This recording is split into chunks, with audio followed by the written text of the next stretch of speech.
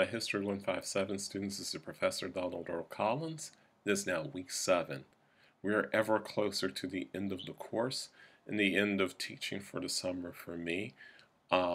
So this is great. This is actually kind of wonderful. So to finally have a break from teaching after teaching for, let's see, 6, 15, about the last 40 weeks, 40 the last 44 weeks, 40 of the last 43 weeks actually. So yeah, I need a break. So anyway, um, not much to say about week 6. Most of you kicked butt. Most of you stepped up your game a notch, maybe even a couple of notches in answering the questions and addressing the issues and using your textbook and citing sources.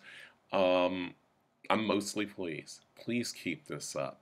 It's a lot easier to just do what's being asked. And mind you, I'm not real. You all keep thinking that it's whatever Professor Collins wants. This isn't what I want.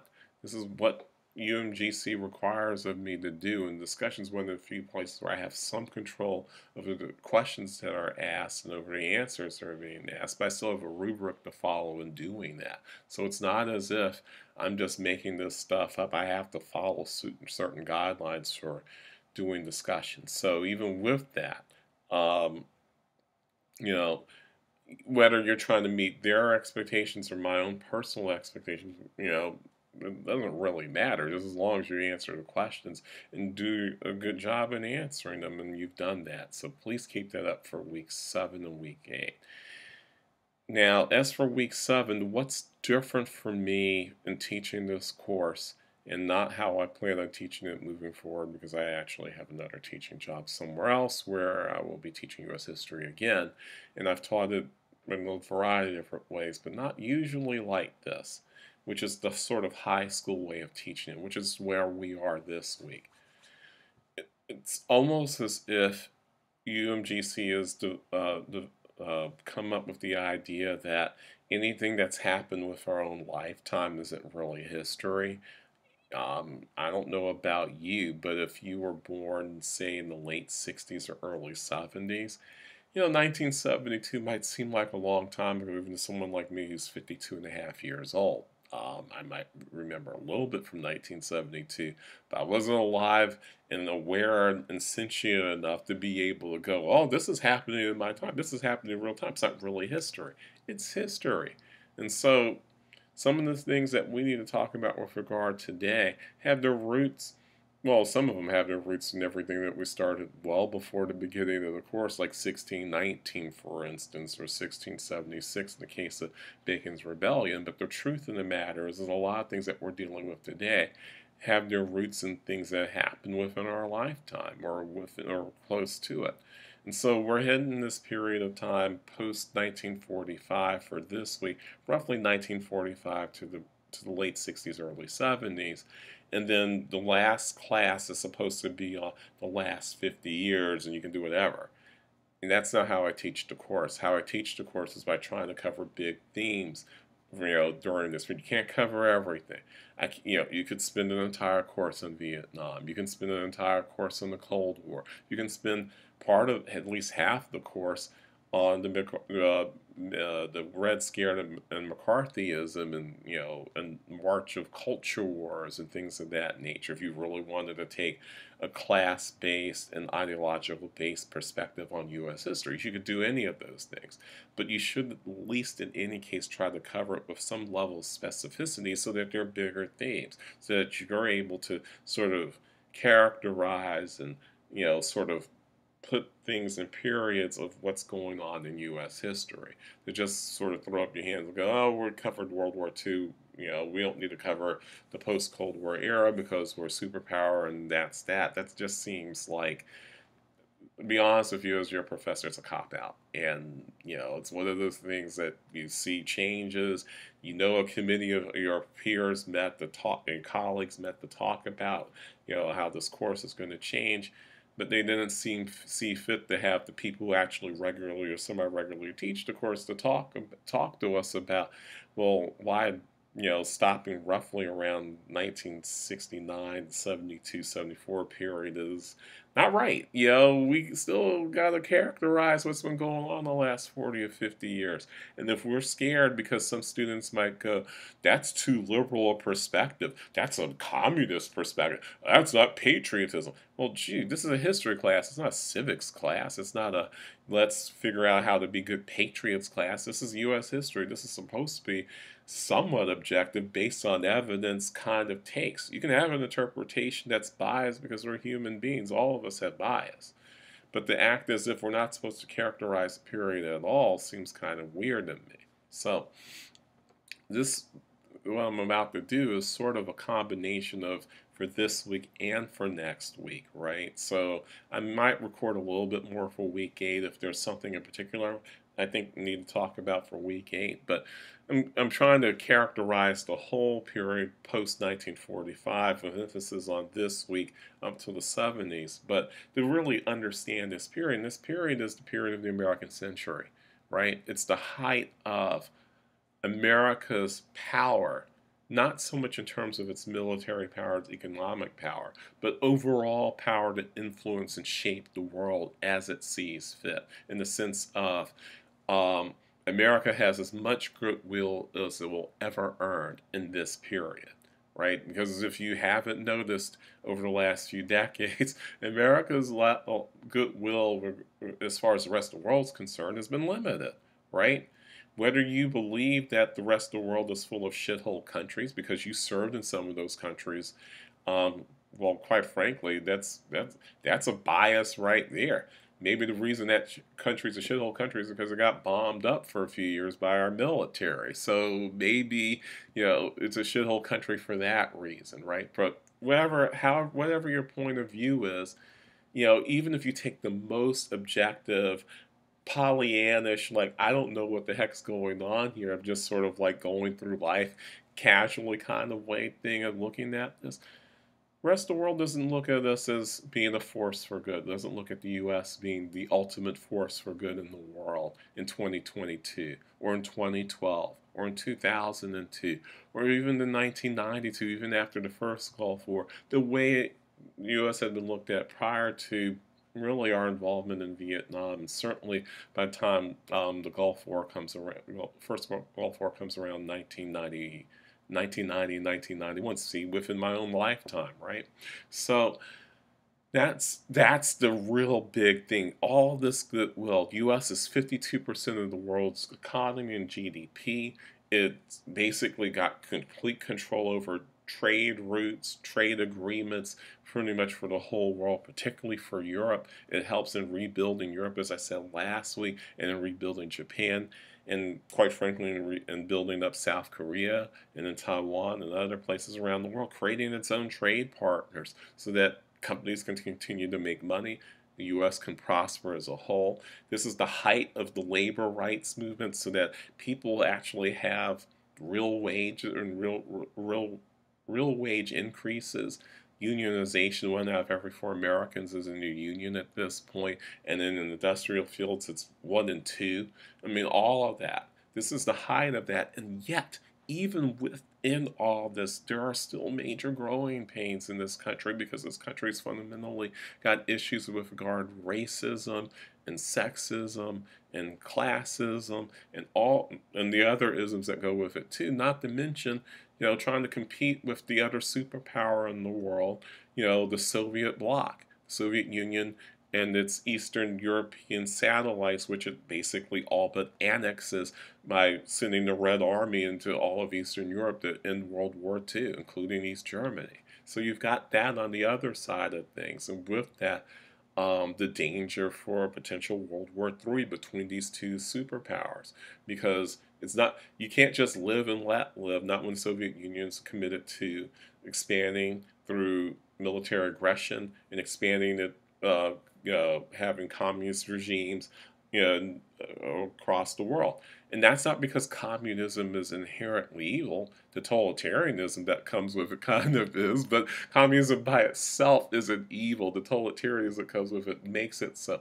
And quite frankly, from a U.S. perspective, even, we are the imperialist pigs that the Soviet Union makes us out to be, because the truth of the matter is, by these markets not being open to U.S. economic trade and industrial influence, that's less money that American industries can make. So, in point of fact, this Cold War is about, nuclear weapons and weapons of mass destruction and Soviet aggression and potentially the domino effect of this country falls in this part of the world economies and the other ones rapidly fall to things too. But it's also based on money. It's based on money, trying to build more trade agreements to expand the country's economic empire to beyond just Europe and Japan and South Korea and other parts of the world, to really have that full influence over the entire world.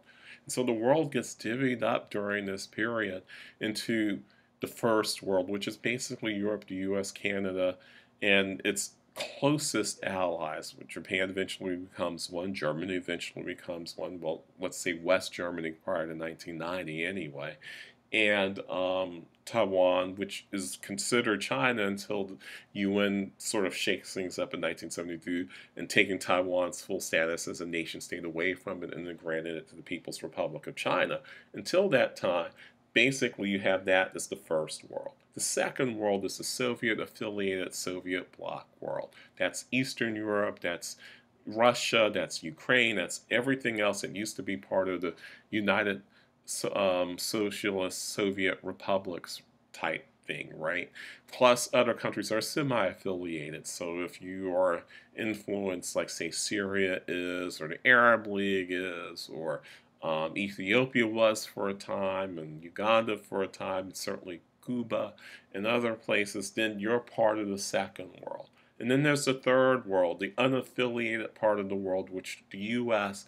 and the USSR both consistently intervene in, creating proxy wars and destabilizing new republics and new governments, from Guatemala to Iran to Afghanistan to Pakistan to, and we can just go through that whole list. We've been involved in some shady crap and shady shit, to be honest with you. And so is the Soviet Union with regard to using proxy wars. The Korean War was a proxy war. The Vietnam War, at its heart, was a combination of us intervening in the middle of a potential civil war and a proxy war, right? And so on. So there's all of that going on throughout the Cold War period. But here in the U.S., since this is U.S. history, not U.S. geopolitical history or foreign policy magazine doing U.S. history, this is also, people's history. There's stuff going on within the United States as well, right?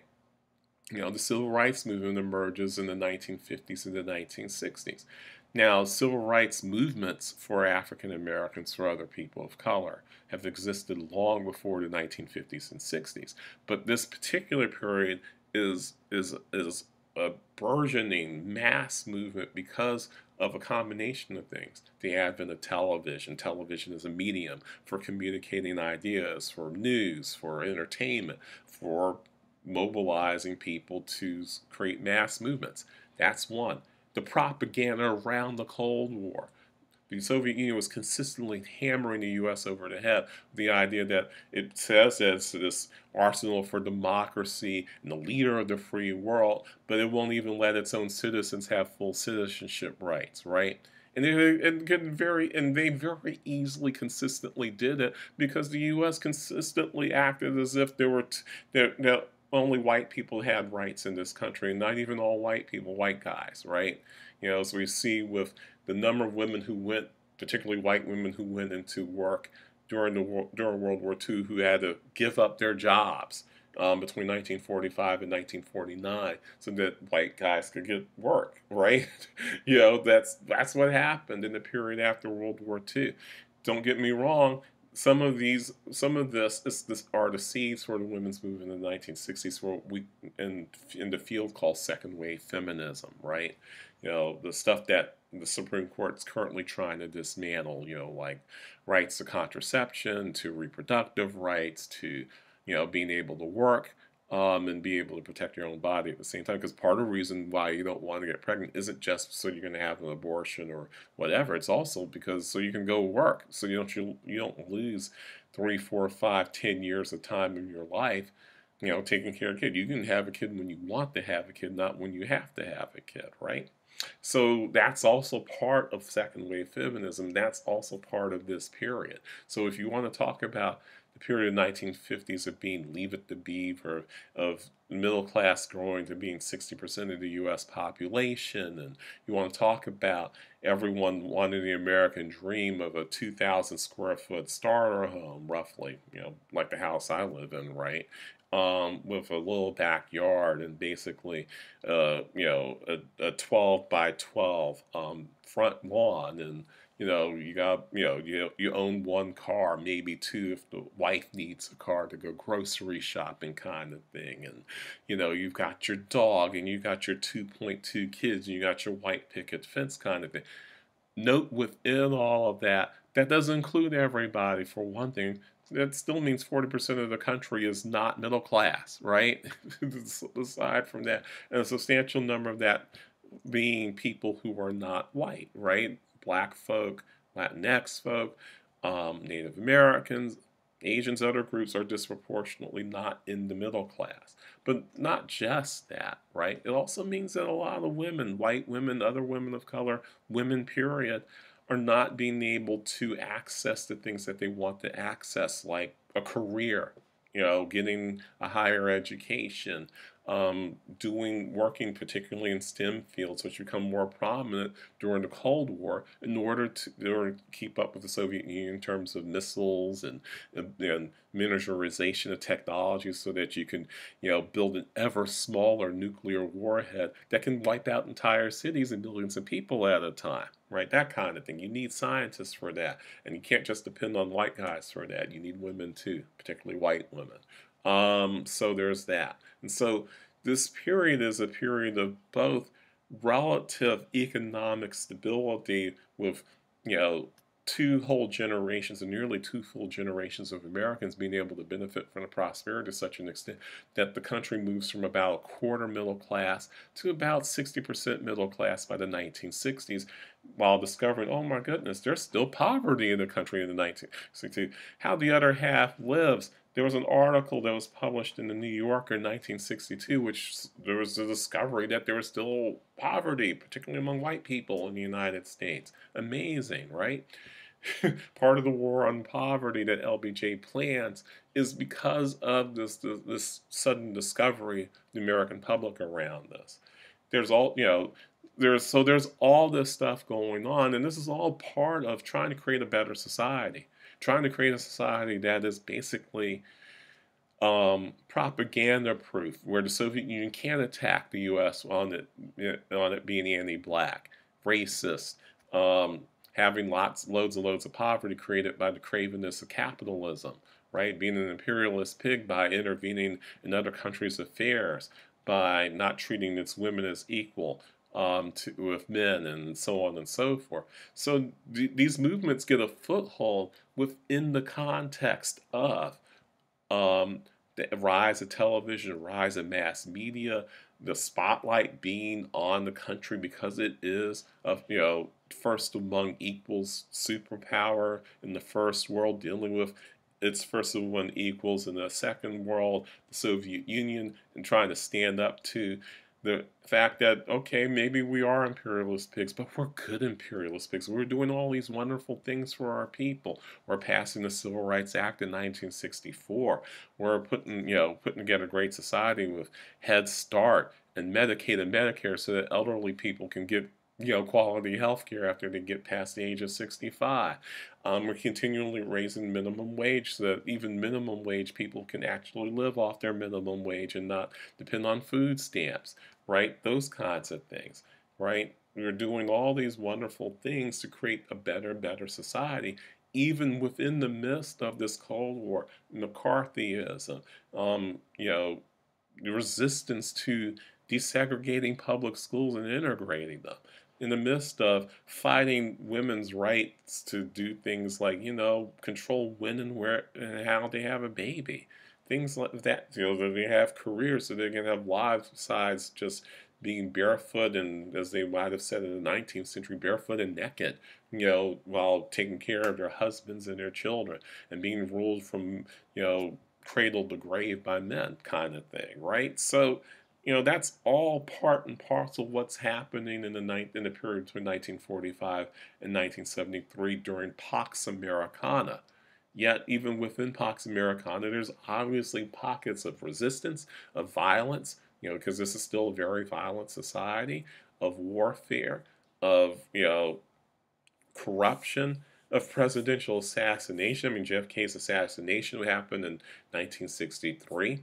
The 60s are a decade of assassination, where you're talking about Medgar Evers of the NAACP in Mississippi, where you're talking about Martin Luther King being assassinated in 1968, where you're talking about RFK, Robert F. Kennedy, being assassinated after his winning of his primary in California in June of 1968, or a number of other things. That's this decade.